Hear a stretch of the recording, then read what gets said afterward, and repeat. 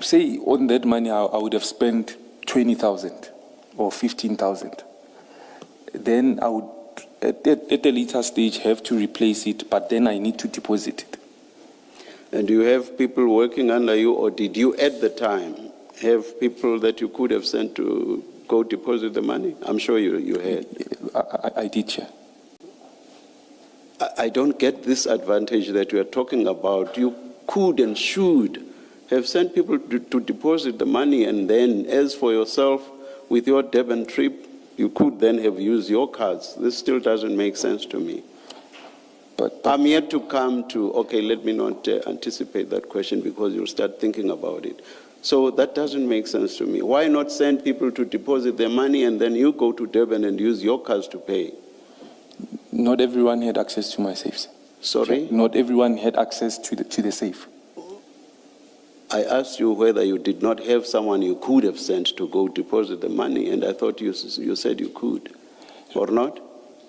But I would have had to take the money and give them before I leave. What stopped you from doing that? Hence I said, Chair, I took advantage. No. That's not my question. What stopped you from taking the money out of the safe, giving it to somebody to go and deposit it? What stopped you from doing that? Nothing stopped me, Chair. Do you accept that it's very risky to travel with lots and lots of cash?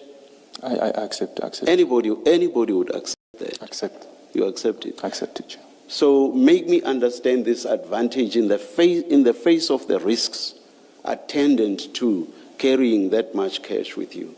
Make me understand this advantage that you took. Simply doesn't make sense to me, Mr. Nku. Chair, the advantage relates to me traveling discreetly. Traveling? Discreetly. What on earth does that mean?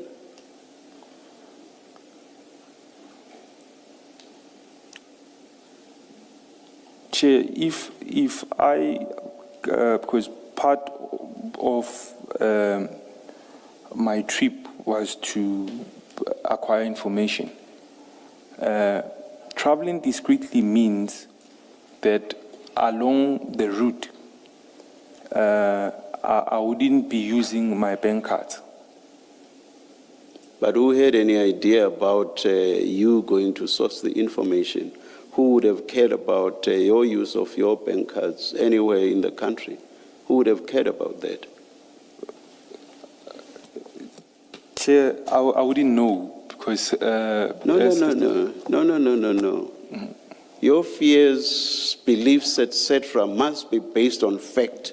Who would have known about you going to Durban, you going to source whatever information in Durban, and therefore have been concerned about your use of your cards, or been interested in the use of your cards in Durban? Tell me something that's based on fact. Chair, the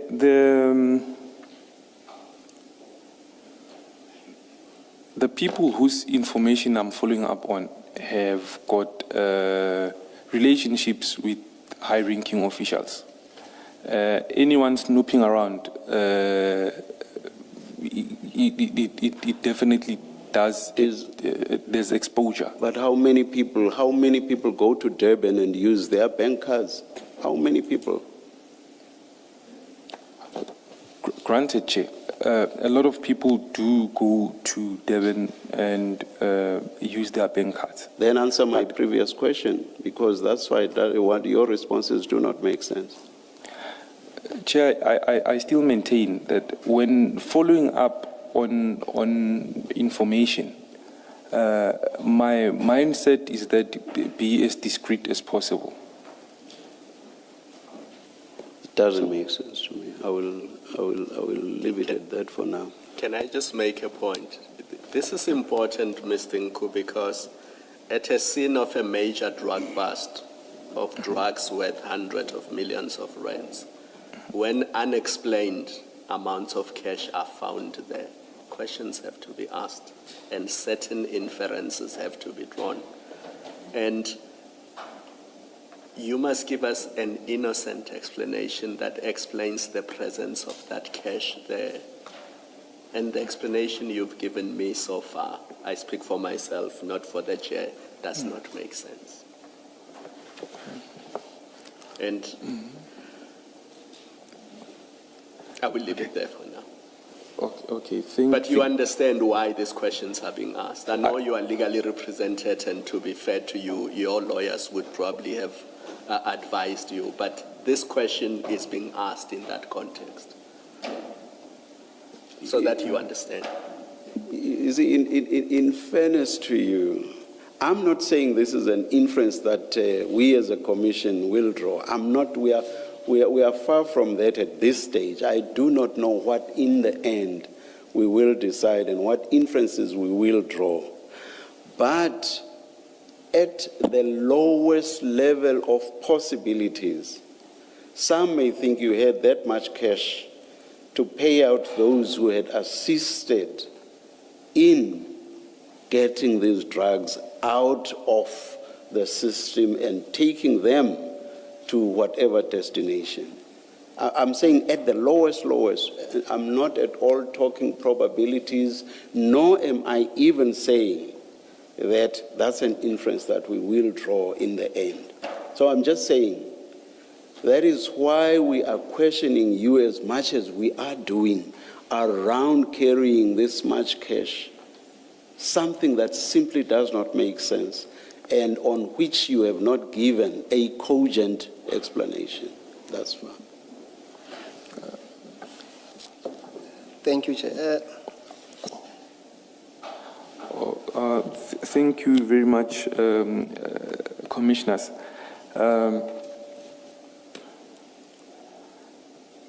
I do gather that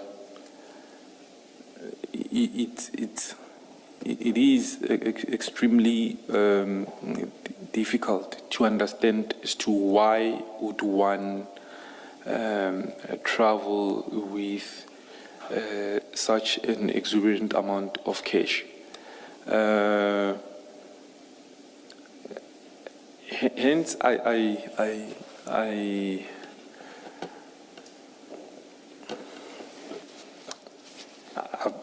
been trying to explain that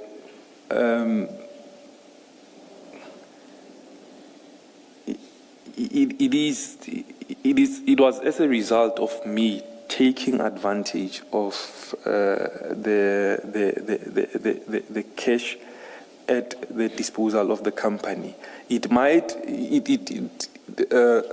have been that one needed not to travel to KZN. It might have been utilizing cash for any other obligation or need that one had, but one took money that they were not supposed to take. That's what I'm trying to express. That granted, I had people, or I should have had people, to go make the deposits, but because I did not know the need of my travel costs, it might have as well been that I go to Durban and immediately deposit the money, or I go to Durban and deplete all of it, which is, hence I say, which is funds that I shouldn't have taken or I shouldn't have utilized. To that tune, I do concede that wasn't my money to take. I'm not saying it, when I say petty cash, it wasn't my money, Chair. It was money belonging to the company, which I took advantage of because my thought process was, I do not know how much I'll need. Maybe I might need to stay for a week. I'm not going to utilize my bank card. I might as well utilize this and then deposit the rest. Because initially, in any case, the people who I ended up calling, or the person who I ended up calling on the 8th, wasn't the one who was supposed to have conducted that operation. In fact, it might have been there that I didn't need to go to Durban if the person that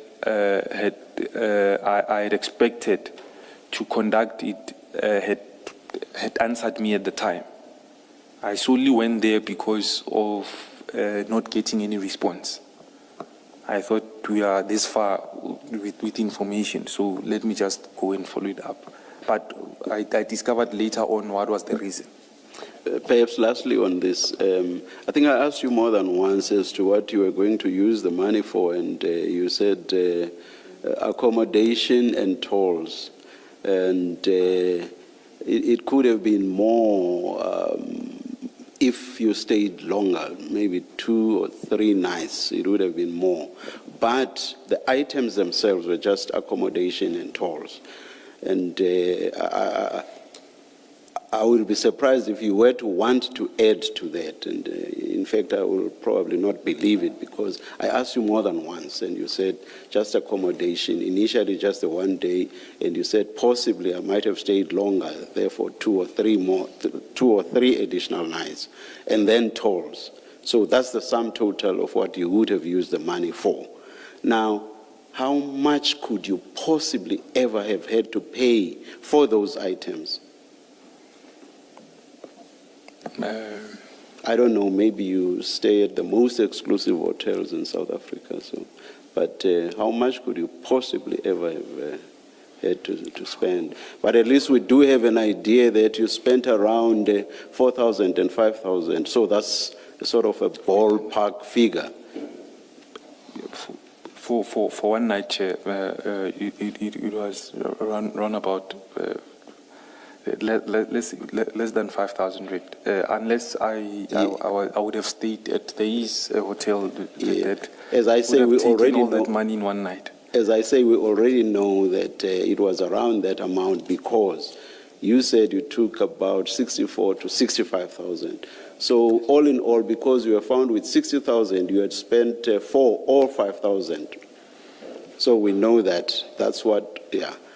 So what would have been additional would have been another 4 plus another 4 if it went up to 3 nights, or 5 plus another 5 if it went up to 3 nights. So why carry 64, 65,000 rand for those 3 nights at the most, and tolls?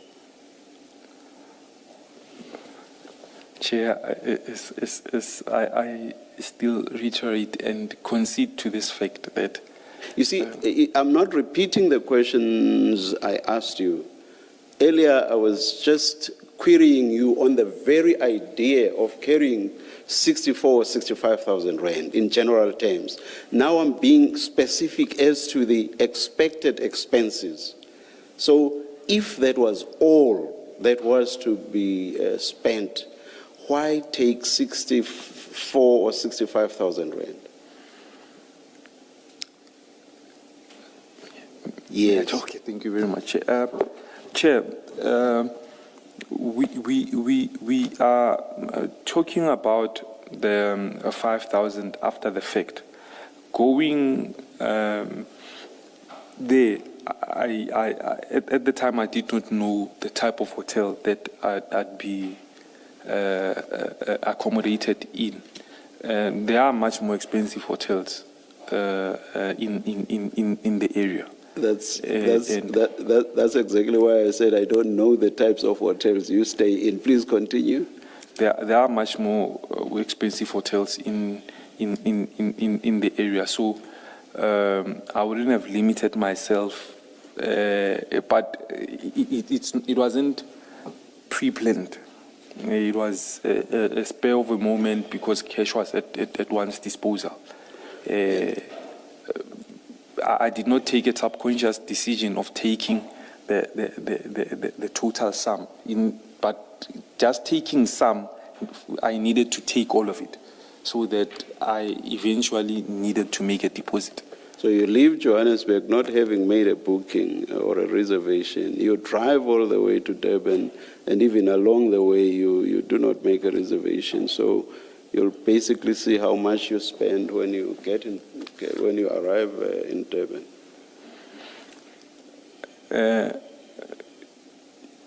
Chair, sometimes it's cheaper to do things that way. It gets to be cheaper. All right, I will, Yes. yeah. Mr. Nku, a different aspect, or another aspect of this discussion is you had very specific information about these drugs or this consignment. You knew the container number. You knew exactly what you're looking for, or what Mashaba and whoever else even this senior official, but you knew what the consignment is supposed to be. So you would have known when that ship left, that vessel left Brazil. I think it's Brazil. I think we've been told that. So you had all of that detail. It's difficult to see a situation where you didn't know how long you would be in Durban, because you had all the information. You know how the harbor system works. That's why you were able to talk about certain containers being prioritized, a topic that we said we would come back to. But clearly, you know something about the workings at port, but you also have this full detail about this. I can't see how you would not have had an idea how long you're going to be there. In your explanation of why you had that much money, surely you did have an idea how long you could be there. You're going to be there because you have all of this information.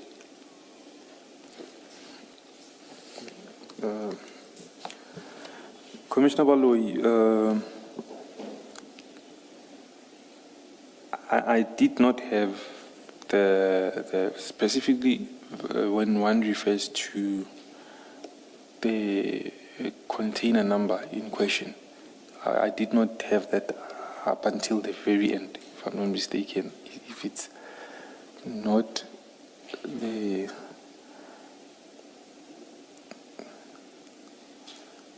the 8th, it would be the 7th. It was up until the very end. I did not.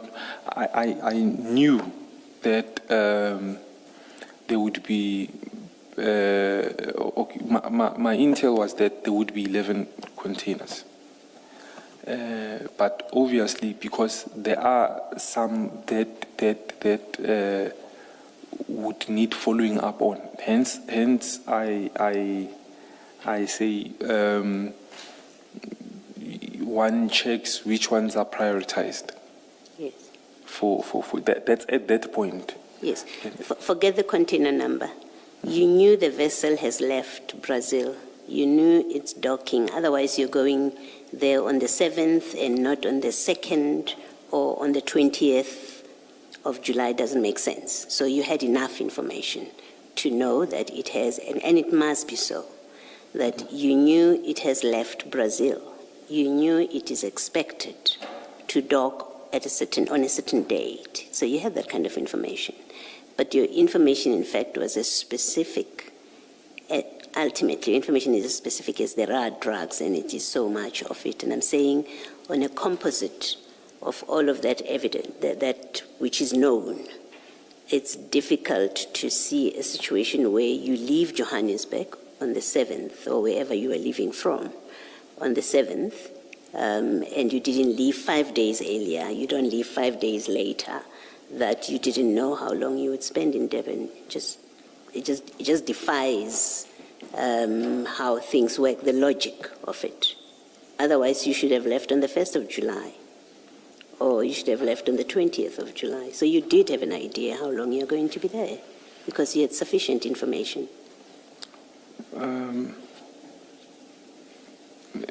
Yeah.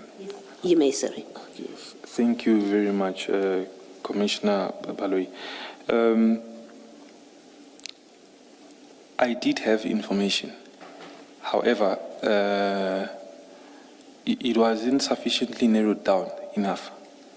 So I wouldn't have known. Say, for instance, there are 5,000. Apologies. There are 5,000 or 2,000 containers that the vessel will be docking with. How long or which ones are prioritized, particularly in the company in question. So my stay there would either be shortened or extended on the basis of the information that I keep receiving. But I did not have conclusive information to warrant me to stay for a day or two, or 3 or 4. The information that I had didn't enable me to take that decision. Right. Let me raise a second issue about this money issue and payments. I understood you earlier in your evidence to say that part of what you have to do when you gather information is you pay for it. Sometimes you have to pay for it. Did I hear you correctly? And I'm not saying from the 60,000 necessarily. The concept itself that you have to pay sometimes to get information. It does happen. It does yes. happen, yes. Then my question is, you are not a registered informant. What is your interest to spend your money to pay people to give you information that you then say you give to law enforcement? What's your interest in that? What do you stand to gain to the point that you're prepared to spend your own money to get information? If I may. I thought I clarified that earlier on, Commissioner Balui. I said that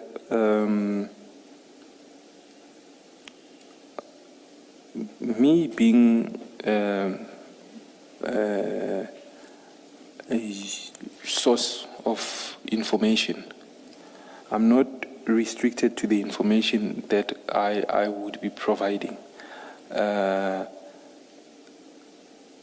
Obviously, over and above that, I'm someone who's in business, and one understands leveraging resources for future returns. Because I was still on this journey of getting remunerated at some point, and the type of information or intel that I'm able to provide, whatever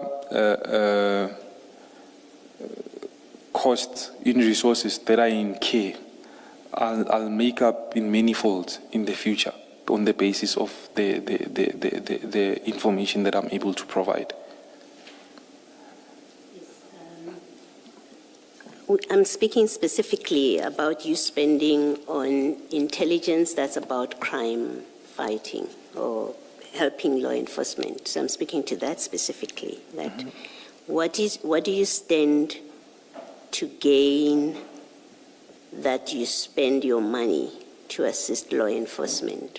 What do you stand to gain there? Don't tell me about your businesses and information that you get that you will leverage for your businesses. I'm not asking that kind of question.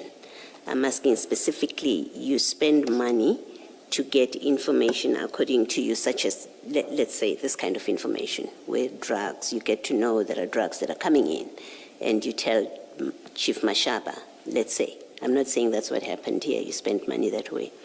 But I'm talking about those kind of facts, that what's in it for you, that you, an ordinary member of the public, a successful businessman by account of what we have here, what do you stand to gain?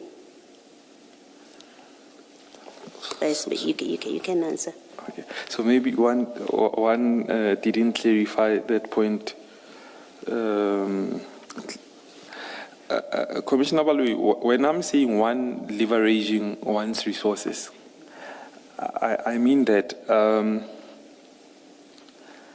remember, I'm still someone who's in process of, at a later stage, getting remunerated or being uptaken as a source within SAPS or in law enforcement agency who would be a paid source. So the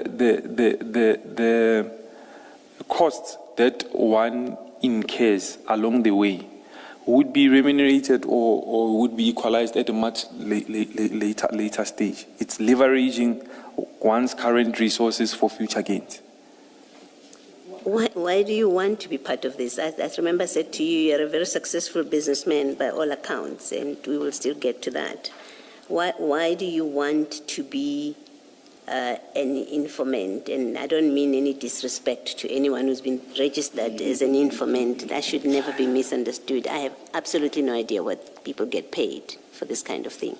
Mm-hmm. But it doesn't make sense to me that someone with a kind of profile business-wise, that the impression is created by the evidence that we will still go through, that you would want to be an informant, a registered informant, and that gets paid.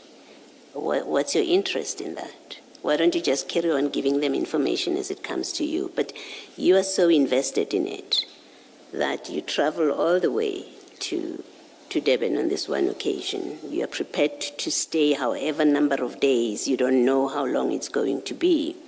You are prepared to do that. You tell us you are even prepared to pay for that information. There's something that doesn't fit in with that kind of effort and what you will get paid, wanting to be registered as an informant and get paid for someone who doesn't seem to need it. Something doesn't square up. If your interest is to assist law enforcement, you don't need to be registered. You don't need to be paying. When it comes to you, you just pass it on. But you want to be registered as an informant, and then eventually you'll be paid for it. Make it make sense to me. You may answer. Okay. Thank you very much, Commissioner Balui. I would like to place this. The type of information that one is able to get access to, I would say it's high stakes information. Some to an extent of information relating to information of national importance. So for me, it's not about simply being an informant, but putting the information that I'm able to acquire to good use, obviously with protection, because when one gives information as a businessman or as an ordinary citizen, one is not protected. That information may come back and haunt you. But if one is an official informant, any information that one has access to, one is at the very least protected in terms of how information is acquired, or to what reason that information is acquired for. So the interest is not limited to financial gains. For me, I view it as there had been a plethora of opportunities that would even extend to when proper rapport is built, selling tech to our law enforcement. Tech that one knows would be able to help long term. Right. I'll leave it here. Thank you. Mr. Nku, I want you to complete this picture, and it's really more for your benefit than for our benefit. The money issue.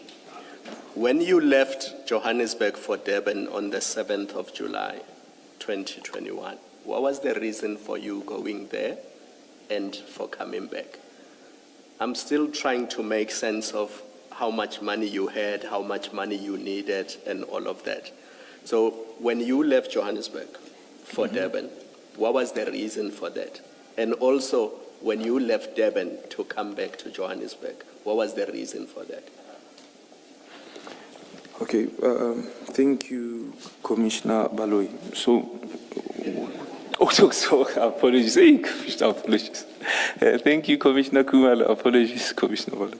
Thank you very much, Commissioner Kumalo. She's the closest to the witnesses, so That's she the gets blamed for explanation. everything. No, as a mother, she's here. So, thank you, thank you, Commissioner Kumalo.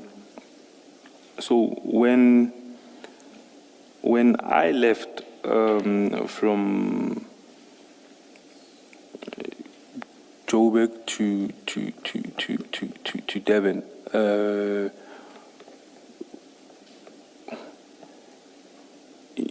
I wouldn't say it was for one reason, but one of the main reasons was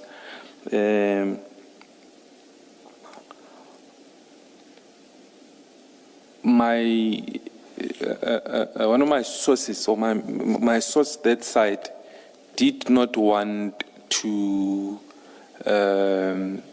exchange information on any telephonic platform. So, and the secondary reason was the person that I'd been calling throughout was no longer picking up my calls. So I was left to follow up on the information on my own. Pause there. So your reason for leaving Johannesburg to go to Durban was related to this very container that we were discussing. The source was the source that related to this container. Not specifically this container, it was containers. Yes, containers, including this one. Including that one. So your reason for leaving Johannesburg and going to Durban was because you wanted to go see your source or contact your source or communicate with your source in relation to containers, including this one. Yes. Precisely.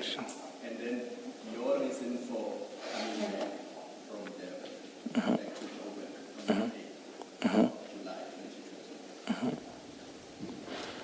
So my reason for coming back was upon identifying this specific container, because it was identified on the 8th. So you were now interested in this container, and because it was leaving Durban and coming to Johannesburg, that was your reason for leaving Durban? Not necessarily interested. That is one that I had conclusive details on, information on, that I can pass, something that I would deem as actionable intel. So you were no longer interested in the other containers because you had intel, verified intel, in relation to this one container. Your job in Durban was done. You could come back to Johannesburg. I would say that to an extent. Yes. Now, Commissioner Baloyi's question, which you may have missed. What benefit is there for you? I mean, all you're going to do with this information is to give it to the police. They will do whatever they want with it. For you to risk 60,000 of your company's own money, traveling on our roads is risky. You risk traveling. You risk people you say are dangerous. That's why you did not want to use your card. You risk all of that. You risk going to Durban, and you risk coming back because the information relating to this one container has now been verified, and you can pass on the information to the police. There was nothing in it for you. except maybe future benefits at a later stage once you are registered as a source. But for the purposes of you traveling to Durban, identifying the container and coming back, the only benefit to you was that the information will be verified and you will pass it on to the police. I did not need to travel to Durban initially, Commissioner Khumalo. Let's assume you did. I know you may not have needed to Yes. initially, but you did and you came back. And the only benefit for you would have been that the information is positive. You can pass it on to the police, and that's it. I would say that long term there would be benefit. But you did not know that for sure. Yes, it wasn't definitive. However, considering the pedigree of the person who was supposed to have conducted the operation, I was certain that at least now you would have instantly built rapport. Then I was now left with having to give the information to Chief Mashaba. But initially, given the pedigree, I was certain that you would have certainly built, coming with information of this magnitude, then it would have placed me somewhere. You know? Thank you. So, Sorry. sorry. All three mics were on at the same time. I'm wrapping up. So my interest in asking these questions was really to try to understand your interest in this container and also the money issue.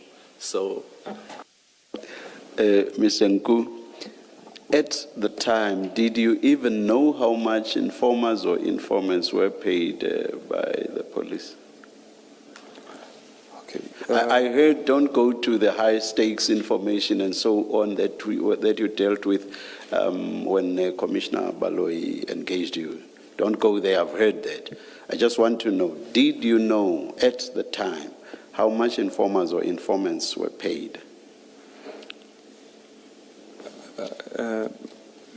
Relatively to successes, the type of success. I think Chief Mashaba had told me that informers would get 1.5% of a major success if it's in the form of a pass. That's why usually I would give him information relating to illicit cigarettes. And you say 1% or whatever the percentage is? 1.5% of 1.5%. Of the total value. You said in relation to major successes, did you say? Yes. And in relation to other successes? For me, major success would be anything in the form of a pass. That's why generally I would give him information relating to illicit cigarettes. What I want to understand is when you seem to put an emphasis on major successes, does it mean for something else the rate was different?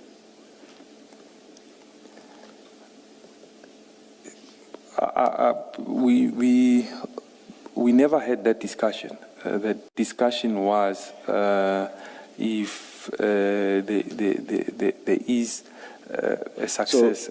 There's a major success. Oh, so you were not interested in anything else. You were interested in major successes. That was your focus.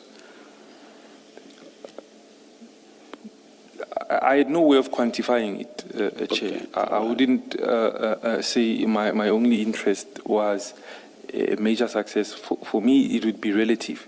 Because, for instance, if I give information pertaining to a truck, okay, let's give the other instance where I gave information pertaining to large consignment of pack. I wouldn't deem it a major success, but it is a significant success. All right. Because of the chain that it might lead to. Thank you. Correct me if I'm wrong. Did you say you got to know Chief Mashaba in 2019 or not? It's around about 2019. 2019. Yes, Oh, thank you. And did you start giving him information from 2019? Indeed, Chair. Sorry? Indeed, Chair. And you say your aim was eventually to be accepted as an informer who would be registered, or informant who would be registered by SAPS. Now,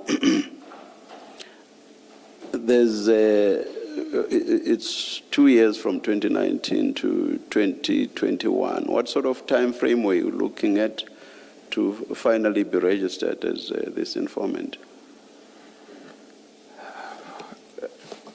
I initially thought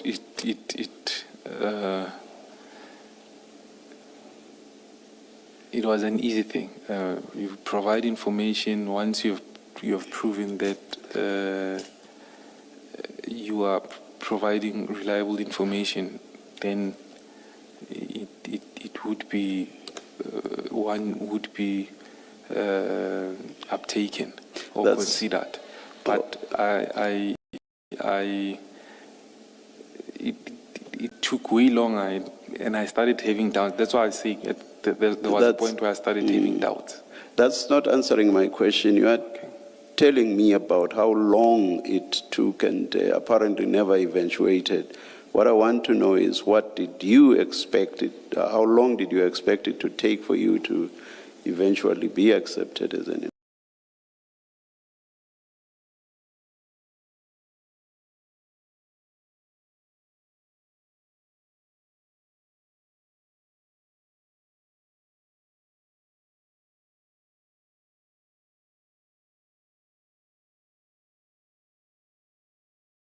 Commissioner, was it Commissioner Kumalo Baloi now? I'm not sure, who said that, we've seen what type of person you are, and you sound to me as a very intelligent person.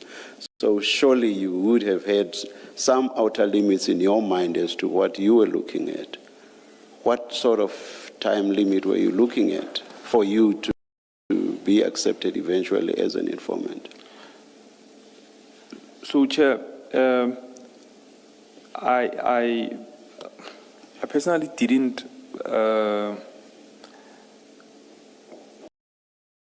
have a time frame in mind, but rather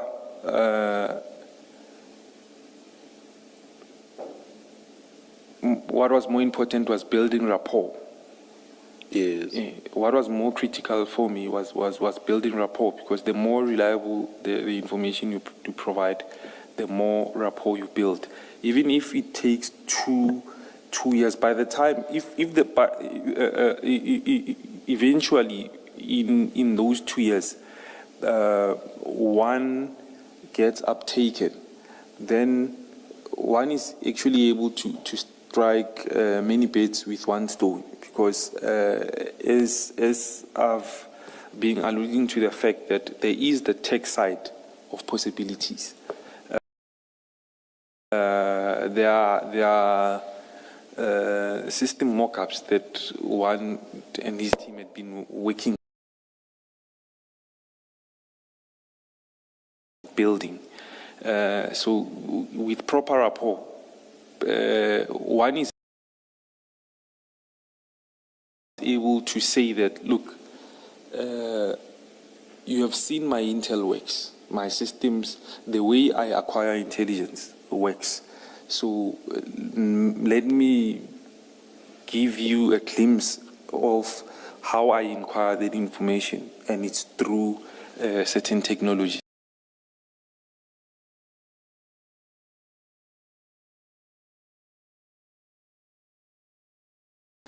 And then eventually one is able to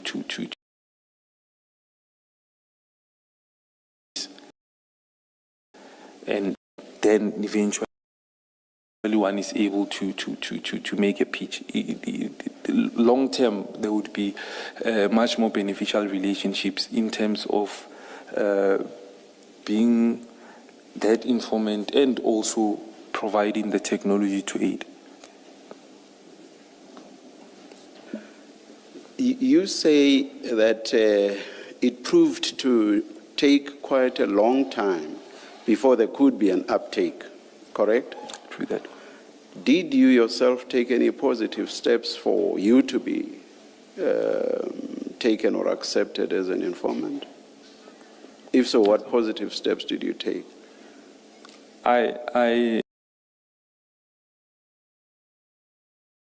Sorry, because I doubt that it would just happen. Maybe it could have, but maybe not. You know, did you yourself take any positive steps? Indeed, Chair. I'm not talking about providing information. So you are providing information with a view to ultimately being taken. So what I'm asking you now, there you are giving information. Did you then at some point take positive steps? Now you see how, or the extent to which I am performing. Will you now formally accept me as an informant? Did you take any such formal steps? Positive steps? We've had those engagements, Chair. We've had those engagements. Though I feel that it was always a come back tomorrow story. Who did you? I engaged with Chief Mashaba regarding that. Does Chief Mashaba, or did he take informants in a formal sense? Did he? Was he a person placed to take people as informants? But, Chair, remember when I started reading my statement, I had stated that please consider when we move as a premise my introduction to Chief Mashaba. At the back of my mind, he was always someone who would be capable because of proximities. Because if he's in close cycles of DPCI, that means he could easily facilitate that. I could not go to people that I do not know. I'm asking about him. So basically, does that response mean that you knew that he could not himself accept you as an informant? No, I didn't know. You did not know? Yeah, I did not know. If you did not know, what is this you are saying about proximity, DPCI, and so on then? What do you mean by that? Because if you did not know, I assume that you would have believed that he could take you, he himself. And if you so believed, then it makes no sense to you to refer to his proximity to DPCI and whoever else. No, I say this in the light of what I know now, maybe, Chair.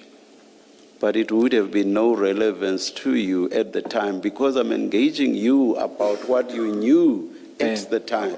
So what you know now doesn't make sense to what I'm engaging you about. Do you accept that? I do accept, Chair. Back then, because of the introduction, I would have thought or believed for that to be a fact. That I could be taken in. And you knew that he was a traffic officer? He was never introduced as a traffic officer. And are you saying that at no stage did you ever get to know that he was a traffic officer? Back then, not now, back then? No. You never got to know that he was a traffic officer? No, Chair. Do you know now? Yes, I know now. Since when have you known? I knew when we got arrested. All right, thank you. Mr. Nku, we know from your evidence, we now know that there was no money issue about you staying another night in Durban. You went to Durban, you were there for one night. You had enough money, it's not the reason you came back. But we also know from your evidence earlier that you became aware that this truck was not stopping on the way. You explained he never stopped at way bridges. You own trucks, so you know that's what happens with trucks, and this man wasn't stopping. Am I right in that recapturing of your evidence? Right? I'm Yes, correct. Commissioner, Yes, yes. Now, can you explain, and your interest, maybe before I ask you to come to explain, your intel had told you there were trucks, there were containers, not just one container. There were containers of interest to you, not just the one. You verify at some point at least the one, and I think you had that conversation with Commissioner Kumalo that, well, you forgot about the other ones, so you decided you're no longer interested, and you focused on this one container. Can you just explain, why did you drive up to Gauteng with that truck? Why did you not relay this information? Because now you know the truck that is carrying this, and we have seen from pictures, it has the name of the company by the door. We know the details, so you have that information. Why did you not convey that information instead of driving and basically trailing this truck? Because that's the only way you could have known that he didn't stop at way bridges. It's because you were keeping an eye on this truck. Why did you do that? Yes, you may answer. Okay. Thank you very much, Commissioner Baloyi. I think for me it would have been easier if I had known the details of the truck while it was still in KZN. The reason why I say that it had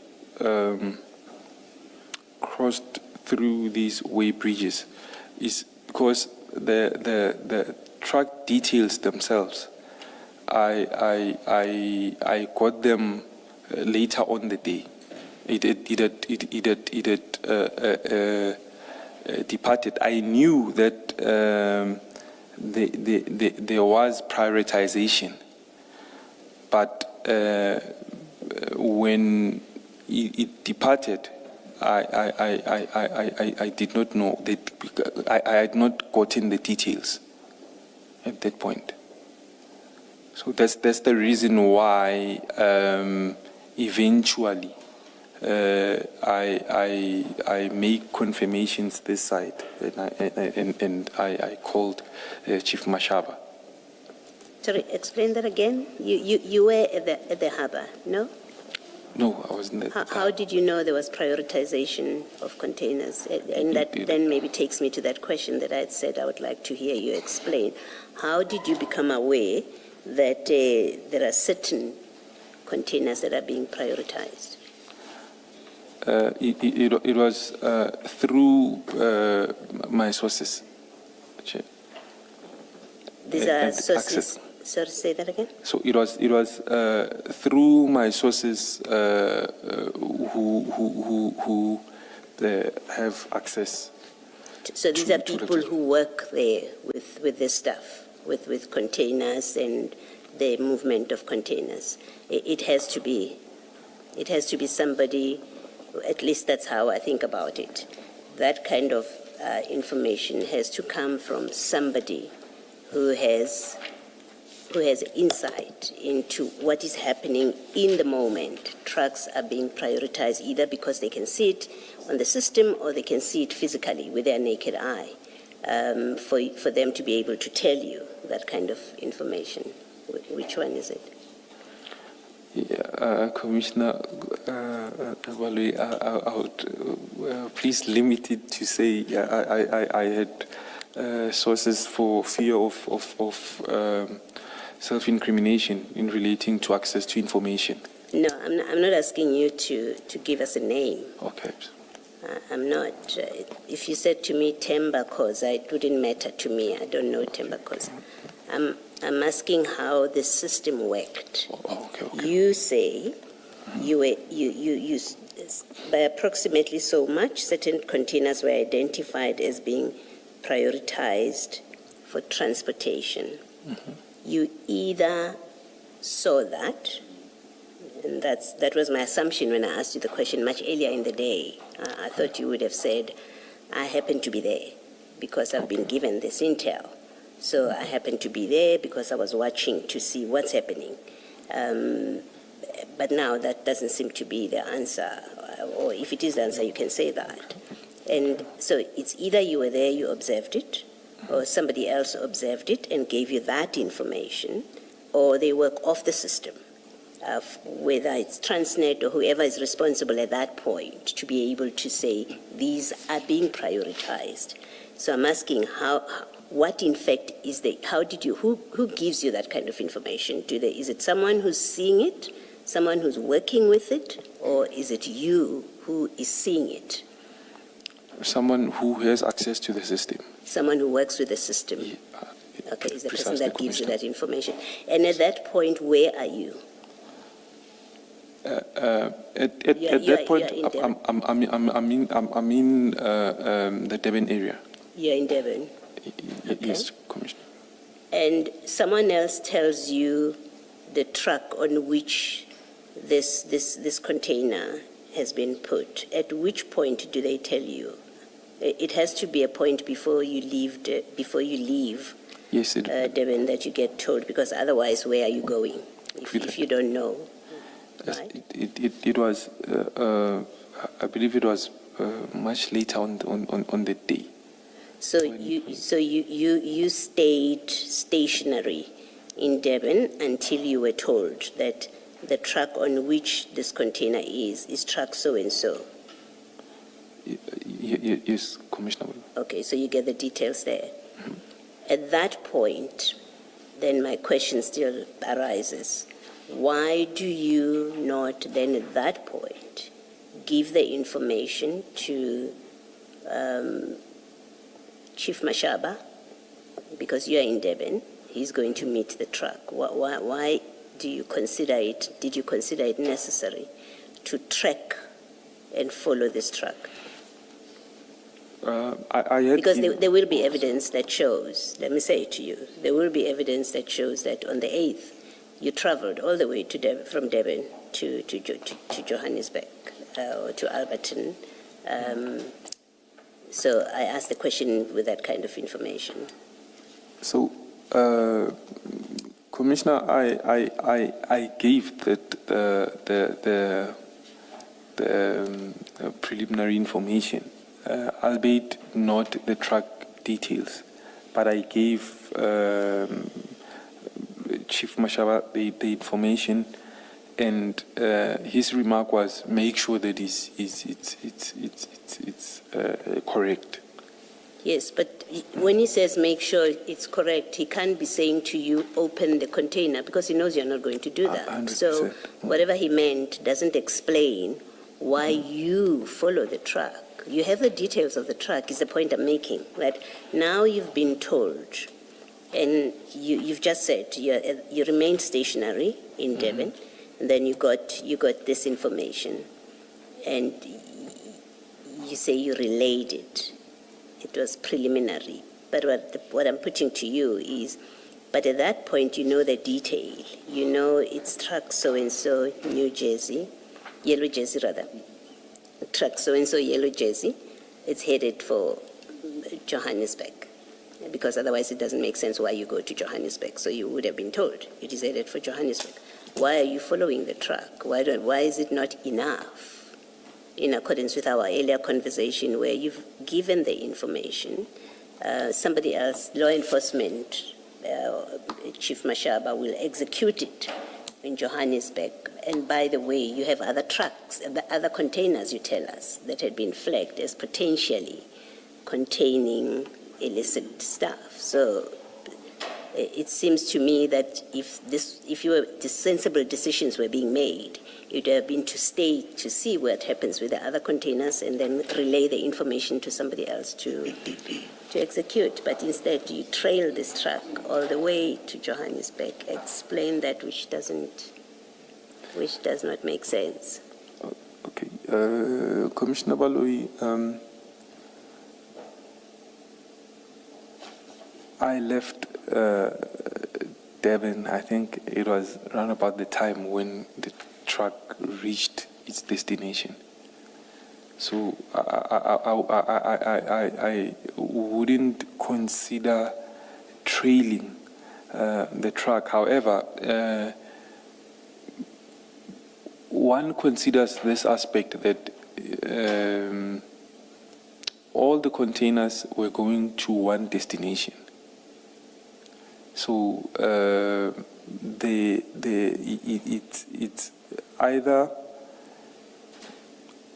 disregard this one and say that no, Chief Mashaba will follow it. I'm going to give information on others. But remember, at the time, the only law enforcement officer that I know is him and the general.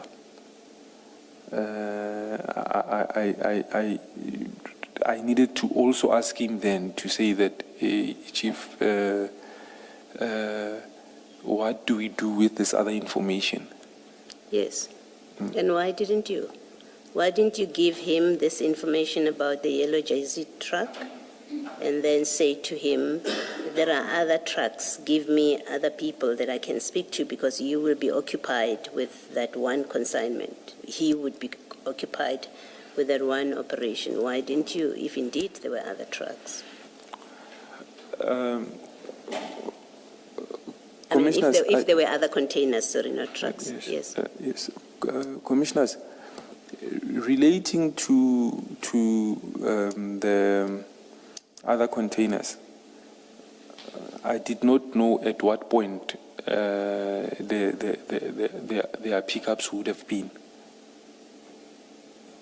But I knew definitively. You had enough money to stay in Durban. I, in terms of following information, I had confidence definitively based on the travel patterns of that truck that had already left. It's somewhat a truck that one was much more confident as opposed to taking a chance because remember there were 11 containers. So either one of those, even on the other two, because they hadn't been collected yet. This one had been collected. Okay. When did you find out about the travel pattern of this truck? Because you say you left Durban after it had arrived in Johannesburg. When did you find out that how it traveled and that it is now in Johannesburg?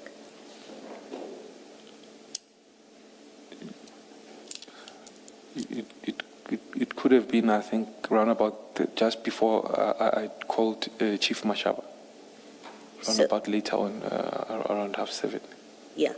So you had someone else who gave you this information because you're in Durban, remember? Yes. You're in Durban, Yes. You're not trailing the truck. Yes. It arrives in Johannesburg. Yes. So you had somebody else who tells you this is how that truck has traveled. By the way, when Chief Mashaba testified, he said he didn't have full information when he had the first conversation with you. Mm-hmm. And it is the following morning, I think, when you met, that you gave him the full details of what it is. So he couldn't have been your source on the 8th that the truck has arrived in Johannesburg.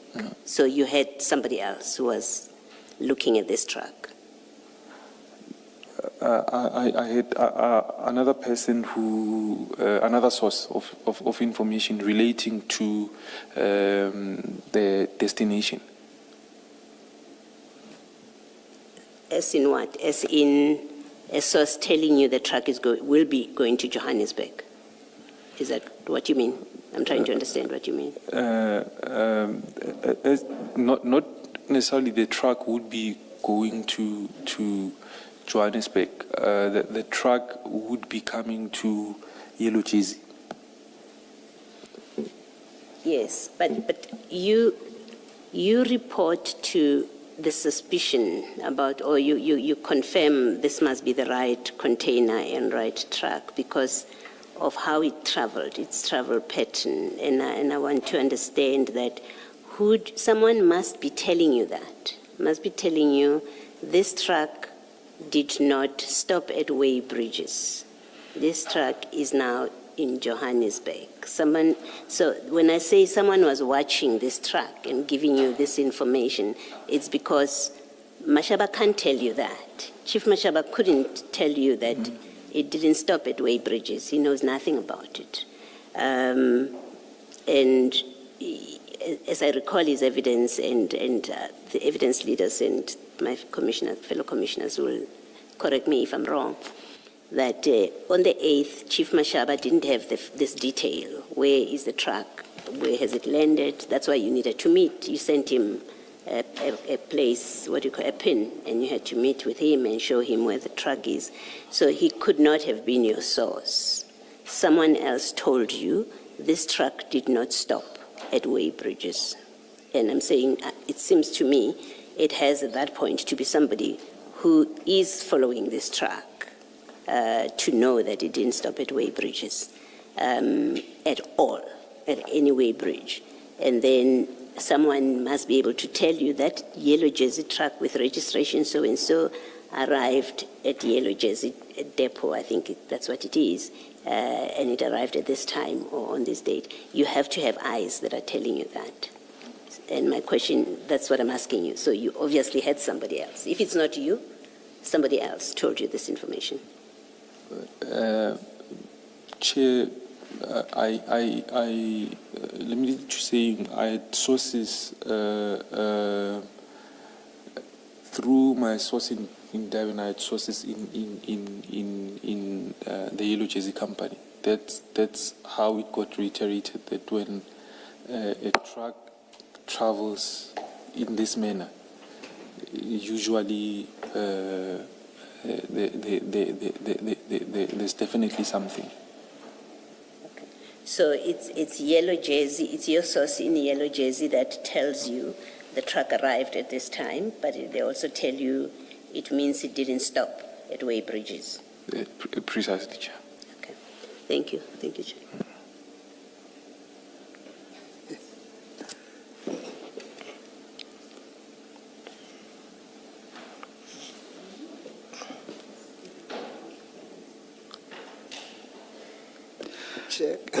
Can we, after a 5-minute break, continue until 6 p.m.?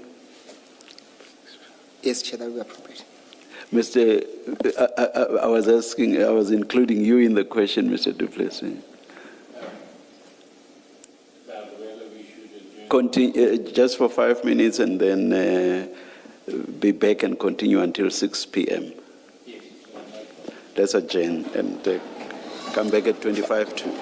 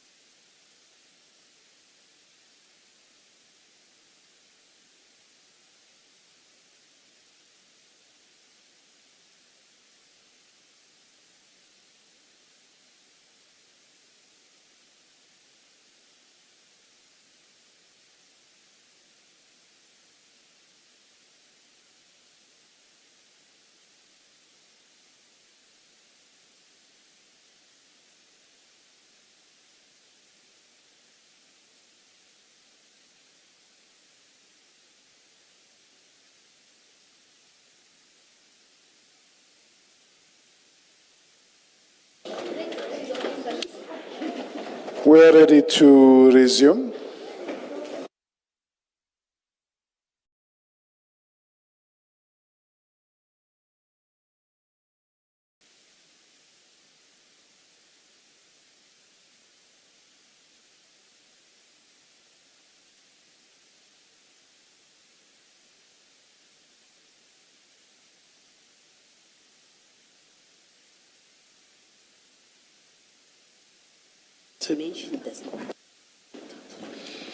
Yes, Mr. Musigidi. Thank you, Chair. Mr. Nku, perhaps we can wrap up the topic on the reasons why you had the 60,000 cash on you. And I still persist that you keep on giving contradictory reasons for various questions that I put to you. And I've noted now on the reasons through your engagement with the commissioners as to why you would have that amount with you. On your statements, at least, you had mentioned it was part of your travel costs and part of it could have been used for paying for Intel. Do you remember that? Yes, Commissioner. Yes, and then later on now you added a new one. You said, no, this was a petty cash. Do you remember that as well? You remember mentioning that the money could have been, it was a petty cash. No, from that's not an addition, Advocate Musikidi. It's where the money is coming from. Yes, then if it comes from a petty cash, it's a petty cash. Yes. Yes. And then later on, again, when you engaged further, you said, no. That amount, actually, it's the entire amount that you received through your clients who were paying you in cash. You remember that as well? It's one and the same thing as this, I believe. Yeah. It's not completely different. When you receive petty cash, you account differently for it from taking money for travel costs. They are completely different amounts. But you remember now saying that actually it was the entire amount that was supposed to be put in a safe. And in fact, you said, well, you acknowledge that you should have or could have banked it or saved it. Maybe I need to clarify or qualify it, Advocate Musikidi, that monies received through clients in a form of cash payment can be registered as petty cash. Yes. Because it's monies that are hard cash as opposed to funds which are transmitted through transfers. Yes, I'm saying to you, you added to say later on it was the entire payment that you should have banked. So you said that, remember? Please repeat yourself. You said that amount was actually the entire amount that you have received as payment. Yes. And then I think last you were also asked, and you said, well, the reason why I had that money, I think you said you wanted to be discreet so that you don't use your bank card and you pay by cash, so that you keep. I think you always said no footprints when you do this kind of work, just to remain discreet. Remember you said that? Yes, sir. Yes. Now, if we were to look at your bank account and find that you've actually not telling the truth because you've been swiping that card going to Durban, that means it's not true that amount was, you had that amount because you wanted to remain discreet. What would you say? I would be surprised. On the date in question? On the days in question, yes. Yeah, I'd be surprised. You'll be surprised. Yeah, I'd be surprised. Please, no, okay. Can you please repeat the answer? Don't whisper. Okay, Because the transcription must capture what you are saying. Okay, no, I'd be surprised. Granted. Okay, no, let's get surprised, then it's fine. Chair, let's go to, is this CJC 330.1.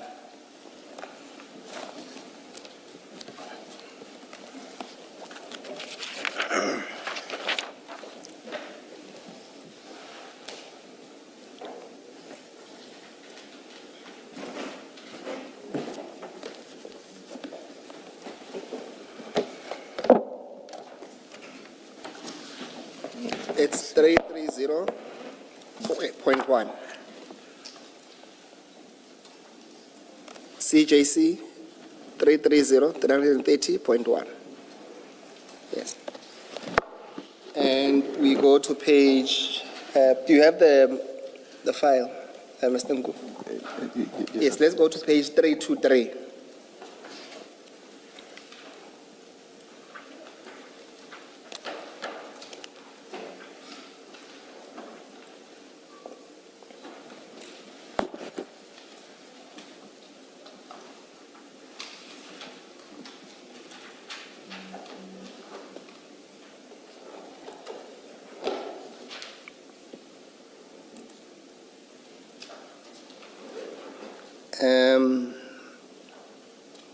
Are you there? Yes, Chair. Yes, you see on top left. Please don't flag this. On top left, it's your name, Mr. Tumelong. You confirm that, and your address. Can you confirm that? Wait. On your top right, Yes, sir. it's you confirm that's a bank statement. What you're looking at, FNB bank statement. Yes, sir. Yes, and then if you go further down, it says FNB Fusion Private Wealth Account, and it gives an account number there, starting with a 6 and ending with a 1. Do you see that? It will be page 24. No, we are still on 323. 323. Yes. Okay, sir. Yes, sir.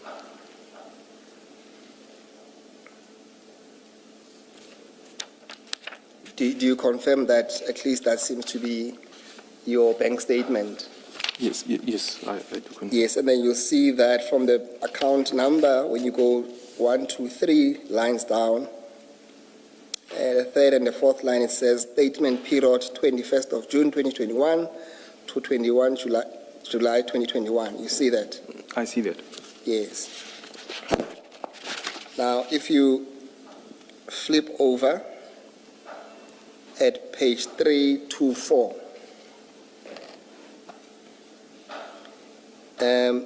you will see the transactions there. On the left, you will see there's dates there. And I'm not pitching this any higher to say if this bank statement is correct. You will see that from the 7th,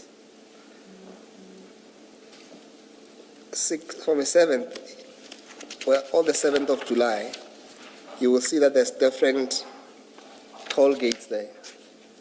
Do you see those toll gates? From the 7th? Yes, where the card was used. And if you go further down, you will see that, on the further right, that will be the amounts that were used on that account. Don't you want to refer to amounts? On such and such a date, there's a debit for a toll gate in X amount, and toll gates have names. Maybe if the name of the... Oh, yeah, I do see De Hoek, for example, De Hoek Toll Plaza. Yes, so let me get a ruler. The page. I think you will deal with it better that way. So, Mr. Ngu, you'll see that there's the Hook Plaza, where there's a payment of 53 rand. And the Hook Toll Plaza, it is in the region of KZN. Is that on the 7th of July? On the 7th of July, it says so, Chairperson. And there's a Moy Toll Plaza. I think it usually records as Moy River. I doubt that De Hoek is in... Did you say De Hoek is in KZN? Let's go down, check. De Hoek is It's here going close down, by. yes. I think it's Moy Toll Plaza. That goes further down. Yeah, that's in case. Yes. And then there's Welge Toll. And then there's Tugela Toll Plaza on the same date, where there's an amount of 78 rands that was paid.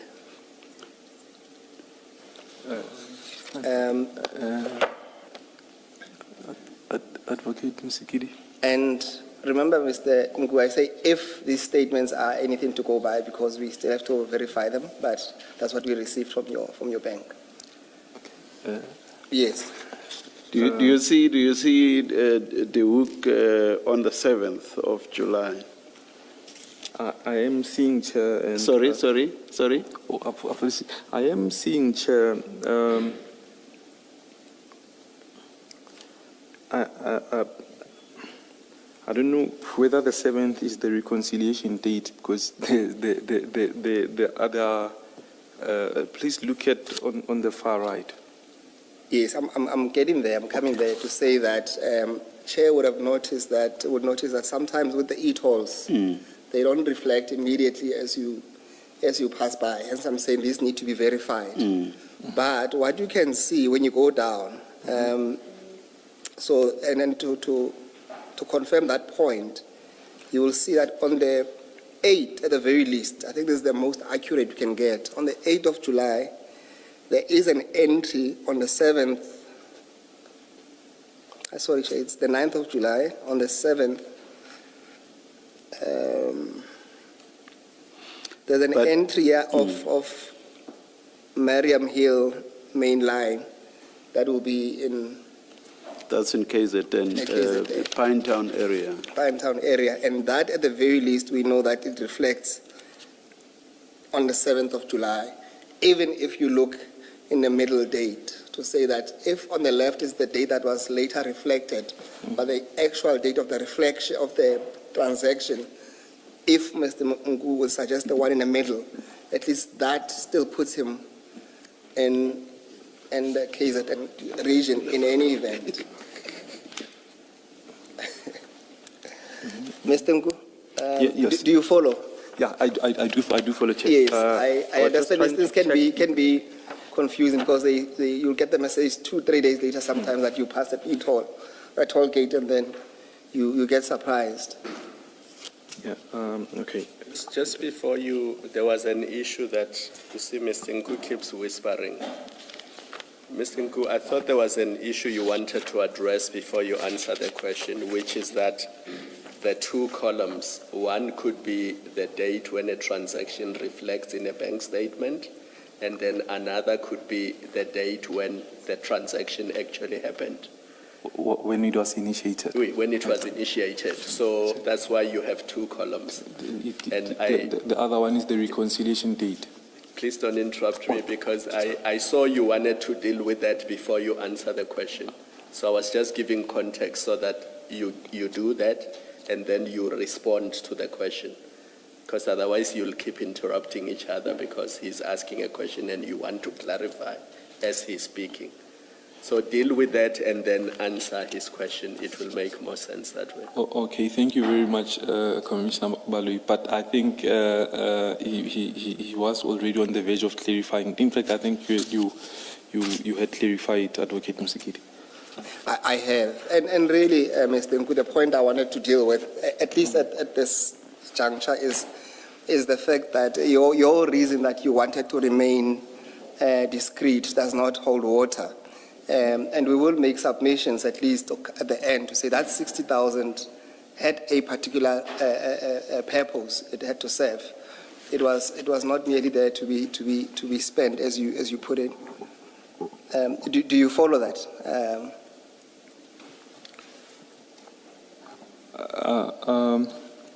Advocate Musikidi, I would like to direct you to the statement again.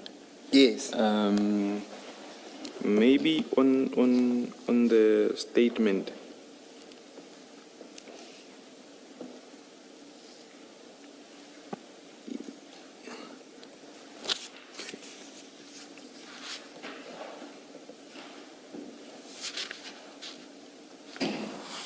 There is nowhere where accommodation is shown to be paid for. I think on the statement. No, I say accept that. Yeah, sorry to both of you. I think perhaps the page that Mr. Nku should be referred to is 325. 325? Yes, because there you actually see the hook 7 July, which would suggest that you were traveling south on the day, and then it reflects on your account on the, where is it? On the 14th of July. But you yourself use your card on the 7th at the Wood Toll Plaza in Heidelberg. In fact, what you see there, Mr. Nku, is you've got, with each toll plaza, you have travel on the 7th and on the 8th. So that's how they've been arranged. So you've got travel on the 7th and you've got travel on the 8th at the same toll plaza, which shows you were going the one direction and then the opposite direction on the next day. And the same with De Hoek and Moy and Velge. Do you see that?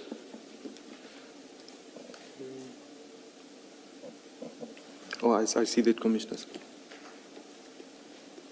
Mr. Musigiri, do you want to engage Mr. Nku on that basis then? Yes, Mr. Nku, then you must accept, based on that your assertion that the reason why you had 50,000 cash on you was for you to avoid having to use your card so that you remain discreet. That does not hold, at least on this narrow point that your card does place you and dislodges your discreetness. Advocate Musikiri, I don't see anywhere where I've paid for accommodation here. You don't see what? On the statement where I've paid for accommodation. That was not my question. Okay. That was not my question about accommodation. You said the reason why, and you mentioned toll gates, if I remember very well in your testimony. Yes, I said toll gates and accommodation. Yes, so we're dealing with toll gates. That's Toll my gates, question. It might well be that you paid cash for accommodation. I'm not taking issue with that. And that's not the point I'm getting to. But you accept that? I concede. Yes. I concede. Sure. And really the point is this, Mr. Nku. You have made payments to Mr. Mashaba before, or Chief Mashaba before. I made payments twice, yeah. You have made payments to Mr. Mashaba prior to the 9th of July, 2021. You concede Indeed. that? I do concede. You've paid him some money. I haven't paid him. I would say I've lended money. I haven't paid him. We'll deal with that. Let's find a neutral way. You've transferred funds. I've transferred funds. We'll come to the reasons as to why those at an opportune time. And really, that's the point I'm trying to make. That you have transferred funds to to Chief Mashaba previously, and on the 9th of July 2021, you had the means to make further payment to him. So paying him would not have been an issue, at the very least, as a proposition, because you had cash with you and you have exchanged monies before. At least you have directed money towards his direction before. You will have to accept that. I don't accept that. Commissioners. Which part are you having difficulties with? So. You had to, let me break it down. So maybe put the proposition to him again. Yes. Let's try again. We are very agreed that you have transferred money to Mr. Mashaba, and we have also considered, it's common cause now that you did have that 60,000 on you on that day. And what I'm saying to you is that then you were in a position to make payment to him on that day, if there was a reason to do so. You had the means, and you have done it before anyway.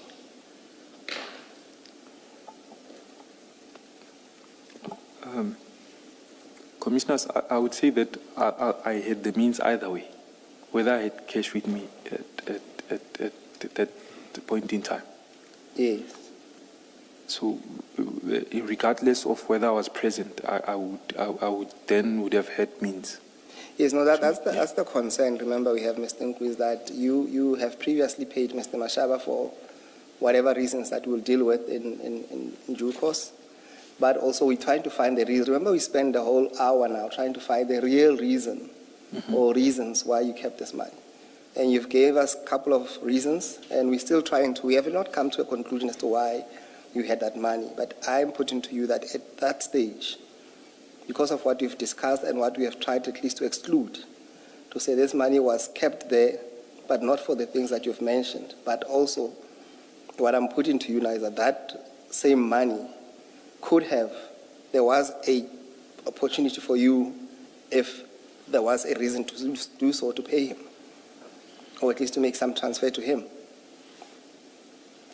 I wouldn't see the reason why to do that. Because you have done it before.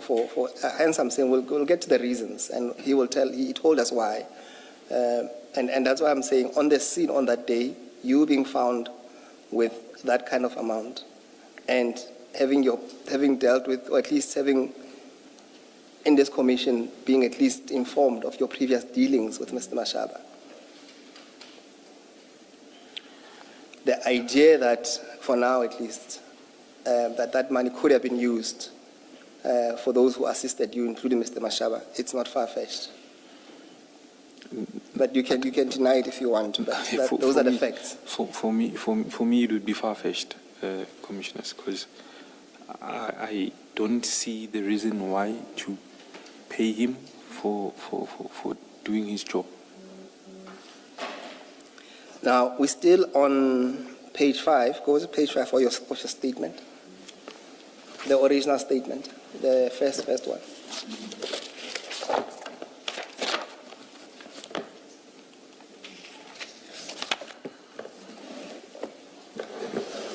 So, have you already asked your question, or are you still directing? Oh, let's wait for it. Page 5. In that paragraph where it mentions, so that the very top paragraph on top, remember we are trying, yes, do you see it there, where it mentions that 60,000? Yes, commissioners. Yes, but what I want to deal with is a different aspect, which is the point I was trying to wrap up with you regarding you being at least creating an impression that you're an informant. And I want to draw your attention to your conversation with... Sorry, Mr. May I ask questions that are related to your last questions? Please. You said, Mr. Nku, this is page 4 of your statement, not the supplementary. The main statement. Yes. You say the 60,000 rand was for, you say it was for part of your traveling expenses. You remember that? Yes. In your statement? Yes, Chair. Yes. Now, with that much money, would there have been any reason for you not to use the cash? And if so, what would that reason have been? You have, in fact, we know it was not even 60,000, it was 64 or 65,000. With that much cash, would there have been any reason not to use that money, but instead to use your cards? There probably would have, the possibility would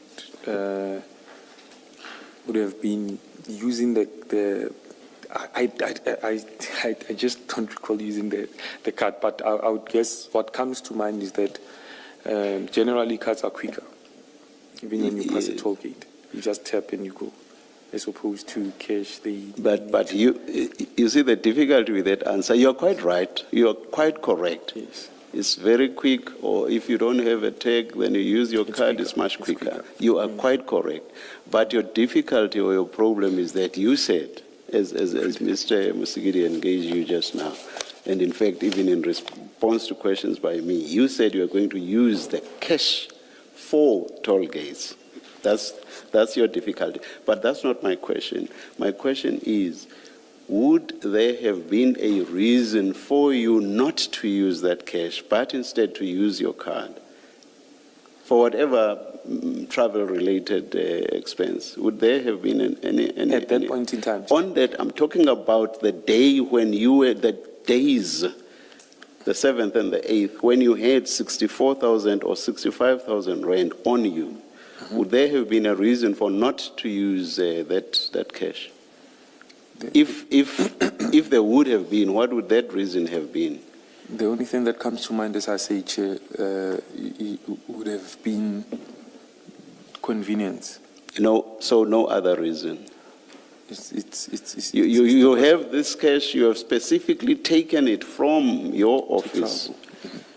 for using it for travel-related expenses, but you then end up not using it. Is that what you are suggesting? So all of a sudden now you see the convenience that I was talking about when I engaged you much, much earlier, the convenience of using your card. Now you are falling back to that when you just rejected that and said you wanted to use the cash. How can that suddenly be a fallback position?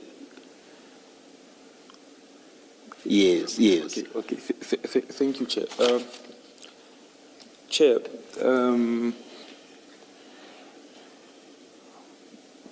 traveling expenses include, hence I said, what is more costly would be then accommodation. However, on the tolls, I maybe need to peruse to check whether I used the card on all the tolls. Because generally, I would have had to use the cash. We've seen quite a few here. We've seen the Hook, we've seen Moy Plaza, we've seen Marian Hill, we've seen Tugela. That's very close to being all of them. That's very close to being all of them. 3 and 4. But because So if, or rather, that being the case, it gives a lie to what you said. I will not engage you further on that. Mr. Mosigiri has done so. But what I want to, so effectively, you are not, except for the convenience of using your card, you are not able to tell me what convenience, or rather, what reason you would have had not to use the cash that you had specifically taken from Johannesburg to use on this trip. So you have no other reason except for the convenience of your card. Or rather, the convenience of using your card. No other reason. Yes. If I may, the convenience of using the card on tolls, but as I said, I believe cash was used for accommodation. So you are taking the tolls that you had included, you are now suddenly taking them out. No, I'm not, Chair. You are. Sorry, you are. You just did now. If I may, Chair, so I need to peruse to check whether all tolls back 3 and 4 were used. I used my card on all tolls. It doesn't matter if there might be the odd one where you didn't. I mean, if you look at 3 to 5, there's a good few there. If you want to have a quick look, you may do so. But why I ask for a reason as to why you would not have used the cash. Look at page 324, the third last item on that page. Do you see that item? Third last at 324.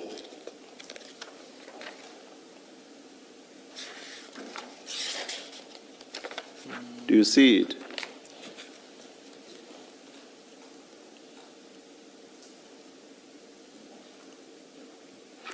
For an amount of 1,129 rand 50 cents.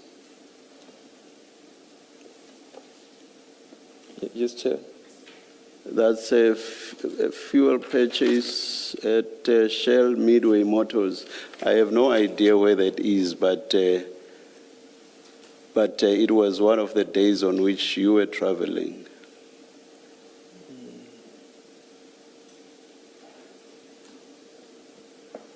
Where did you pay? Was it in Durban? Where was it? The 8th was one of the, you do see, the transaction was finalized on the 10th of July, but you yourself used your card on the 8th of July. That's a fuel purchase. You see that? Yes, Chair.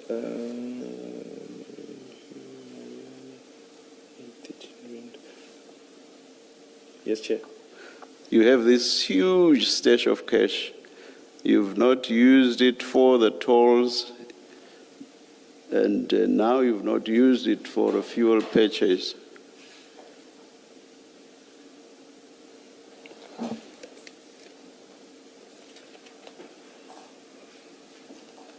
I must say, with all these, let me speak. I must say, with all these transactions where you did not pay cash during your travels, it makes it very difficult to believe the story that you carried 64,000 rand or 65,000 rand to use it for your travels. What's your comment, Mr. Nkulu? I have used part of the money for my travels, Chair. No, I'm making a slightly different point. I'm saying the transactions that we actually see that show that you did not use the cash suggest to me that this question about you having carried cash to use it for your travel may well not be true. That is the point I'm making to you. What comment do you want to make in that regard? I'm not asking you about what you may have partly used the money for. What's your response to what I'm suggesting to you? Chair, I would say that I have used part of the money, And because what costs more would be accommodation. accommodation which was 4,000 or 5,000 rand, and yet you carried 64,000 or 65,000 rand. That just doesn't make sense at all, Mr. Nku. Can I also just add to the chair that your reason that you gave why you have cash, you say it's because you wanted to travel discreetly. It's completely undermined by the fact that you're driving, for one. Two, you're using your credit card at toll gates. So if you were really concerned about not leaving a footprint there, you've been leaving it all over the place, which is another reason that puts doubt on your explanation why you had the money at the crime scene on the day. You may comment to the chair and to me. I was just adding another factor that I say undermines your explanation for having cash on you on the 9th. I do understand Commissioner Balui. However, I'm of the view that the tolls that I paid cash in, or rather I've paid via card. It wasn't necessarily all the tolls. It would seem there are tolls that I paid cash, but going forward, it would seem I used. But is it not most? Is it not most of them? It is most. It is most of them. So if you gave us as a reason paying tolls, and if you also gave us as another reason not wanting to, or rather wanting to be discreet and not to leave a footprint all over. So basically we must discount part of the reasons you gave us for carrying 64,000 or 65,000 rand. So we must discount some of those. And we are left only with a hotel. Correct? Correct? And fuel going to, I think. Sorry? I think fuel going to then also. It doesn't matter whether you were going, you were definitely not going to, because you went down on the 7th. This is the 8th. So, but, Yes, but that's not what I'm asking you now. I am saying you gave us reasons that this was travel. 2 reasons. One, you wanted to be discreet, meaning you didn't want to leave a footprint, you know, going down and then up to and from Durban. And secondly, you wanted to use the money for tolls and your hotel accommodation. Now we see that for most of the toll gates, you actually used your card. So what I'm saying is, with the exception of the 1 or 2 tolls, effectively, we must discount the reasons that you gave us for carrying the huge amount of cash. 2 of those reasons being the tolls and wanting to travel discreetly. I'm not forgetting the fact that you are saying maybe 1 or 2 you paid cash, but significantly, substantially, you use your cards for tolls. That's the main point. And add to that the fuel. So effectively, we must discount at least 2 of the reasons you gave us. Yes. If I may, Chair, thank you. Maybe fuel going, because fuel going to, I certainly used cash. But just respond to my question with regard to the 2 reasons you gave us: paying tolls and wanting to travel discreetly. That's my question. So I'm saying, must we now forget about those as the main reasons?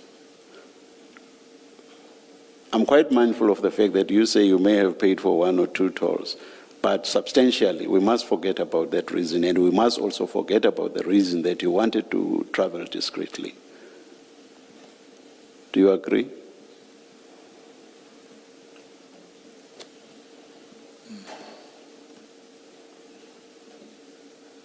Do you agree? I guess you must. You simply must. Do you agree? Please allow me, Chair. I'm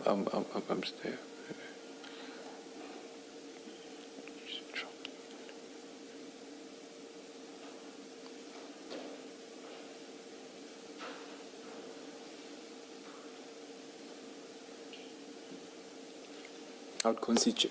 Sorry? I would concede. You concede, thank you. Now, this takes us back to, that concession takes us back to the point made by Commissioner Baloyi, which is, once you have all these difficulties, that tends to suggest that you having that much money in your car at Ayrton on the 9th may well be that you had that cash for some other reason, not the reason that you have given us. Do you want to comment on that? Chair, I wasn't planning to be in Ayrton. So I might as well have had that money in Yellow Jersey. The decision for me to find myself in Ayrton was made by other people, not myself, or was made for me. No. Maybe let me forget about Ayrton. Let me talk about you having that amount of cash in your car. That was for a reason other than the reason that you have given us. Your comment? I disagree, Chair. All right. Now, which hotel did you stay at in Durban?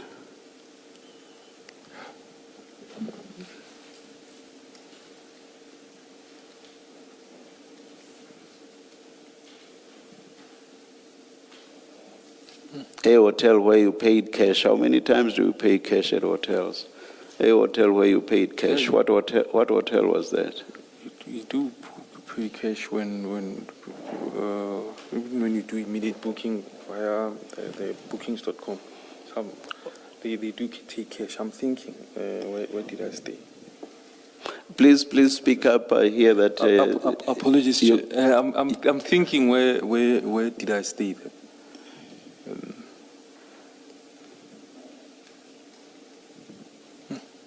Please think about it overnight. Please. Yes, Chair. We want to get that hotel.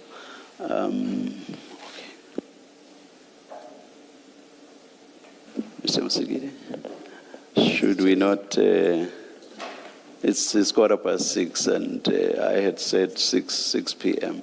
Let's adjourn and resume at 9:30 tomorrow. Please be here before that, Mr. Nku. Thank you to both of you. Let's adjourn.